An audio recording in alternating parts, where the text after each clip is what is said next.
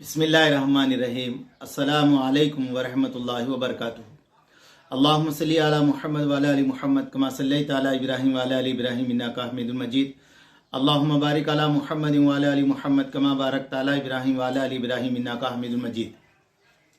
میرے دوستوں، میرے بزرگوں، اللہ آپ لوگوں کو خوش رکھے، سلامت رکھے، حفظ و امان میں رکھے۔ اللہم اغفر لی وللمؤمنین والمؤمنات والمسلمین والمسلمات۔ میرے دوستوں، میرے بزرگوں، اس وقت مسلمانوں کے لیے ہمیشہ دعا کرنا ان کی جان کی، مال کی اور جائیداد کی، ایمان کی حفاظت فرمائے، آمین۔ تو میرے دوستوں، میرے بزرگوں، آج میرا بات کرنے کا مقصد جو ہے نا دوستو، اللہ نے انسان کو بہترین انداز میں پیدا فرمایا۔ اس لیے دوستو اللہ نے کہا لقد خلقنا الانسان فی احسن تقویم، اللہ نے بہترین بنایا۔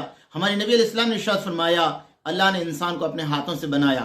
پھر آقا علیہ السلام نے ارشاد فرمایا کسی کے چہرے کو مت مارو، اللہ نے انسان کے چہرے کو ہاتھوں سے بنایا ہے۔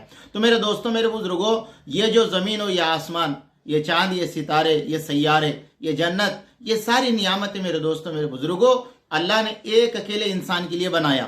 اس لیے میرے دوستوں اللہ تبارک تعالیٰ خود کہتے ہیں اے انسان تو یہ جہاں کے لیے نہیں ہے، تو میرے لیے ہے۔ اس لیے میرے دوستو اللہ فرماتے ہیں میں چھپا ہوا ایک خزانہ تھا، مجھے پہچان کے لیے میں نے انسان کو پیدا فرمایا، لوگ مجھے پہچاننے کے لیے میں نے انسانوں کو پیدا فرمایا۔ تو میرے دوستو، میرے بزرگوں، حضرت مفتی شفیع صاحب رحمۃ اللہ علیہ فرماتے ہیں اگر انسان اللہ کا حکم نبی علیہ السلام کے ساتھ زندگی گزار لے تو پھر فرمایا اس کا مقام فرشتوں سے زیادہ اونچا ہو جائے گا۔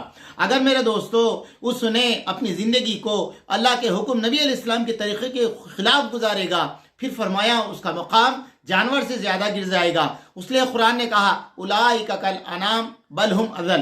میرے دوستوں، میرے بزرگوں، اللہ نے اس آیت کے اندر فرمایا چوپائے کی طرح زندگی گزارنے والے۔ اب میرے دوستوں، میرے بزرگوں، فرمایا فرشتوں نے اللہ سے پوچھا ہے اللہ آپ نے جب اس دنیا کو زمین کو بنایا تو کیا ہوا؟ تو میرے دوستوں بزرگوں نے اپنی کتابوں کے اندر لکھا اللہ نے فرمایا میں زمین کو جب پانی پہ رکھا تو زمین ہلنے لگی تو اس وقت میں نے پہاڑوں کو اپنی جگہ کھڑے کر دیا۔ تو میرے دوستوں، میرے بزرگوں، یہ جو پہاڑ کھڑے ہوئے ہیں اللہ نے ایک میزان کے طور پر پہاڑ کو کھڑے کر دیا، زمین نہ ہلے۔ بولے اے اللہ پہاڑ سے زیادہ قیمتی چیز کون سی ہے؟ تو میرے دوستوں، میرے بزرگوں، اللہ نے فرمایا پہاڑ سے زیادہ طاقتور چیز آگ ہے، فرمایا لوہا ہے، فرمایا لوہا کتنی بھی بڑی چیز ہو وہ پہاڑ کو صاف کر دیتا ہے۔ پھر اس کے بعد میں فرمایا اے اللہ لوہے سے زیادہ طاقتور چیز کون سی ہے؟ تو میرے دوستوں، میرے بزرگوں، اللہ نے فرمایا لوہے سے زیادہ طاقتور چیز میں نے آگ کو بنایا ہے۔ لوہا کتنا بھی بڑا ہو آگ اس کو جلا کے پانی کر دیتی ہے۔ پھر اس کے بعد میں فرمایا اے اللہ پھر فرمایا آگ سے بڑھ کر چیز کون سی ہے؟ تو میرے دوستوں، میرے بزرگوں، اللہ تبارک تعالیٰ نے فرمایا آگ سے بڑی چیز میں نے پانی کو بنایا ہے۔ وہ پانی کتنی بھی آگ ہو، کتنی بھی بڑی آگ ہو، وہ آگ کو بجھا کر دوستوں ٹھنڈا کر دیتی ہے۔ پھر فرمایا اے اللہ پانی سے بڑی چیز، پانی سے طاقتور چیز کون سی ہے؟ اللہ نے فرمایا پانی سے زیادہ طاقتور چیز میں نے ہوا کو بنایا ہے۔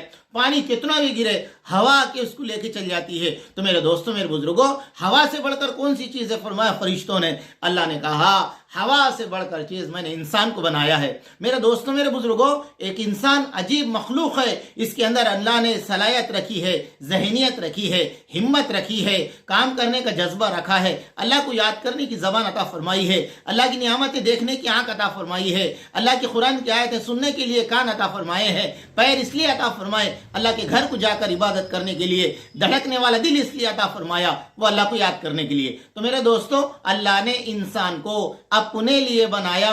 یہ دنیا کی ساری نعمتیں چیزیں ایک اکیلے اللہ نے انسان کے لیے بنایا۔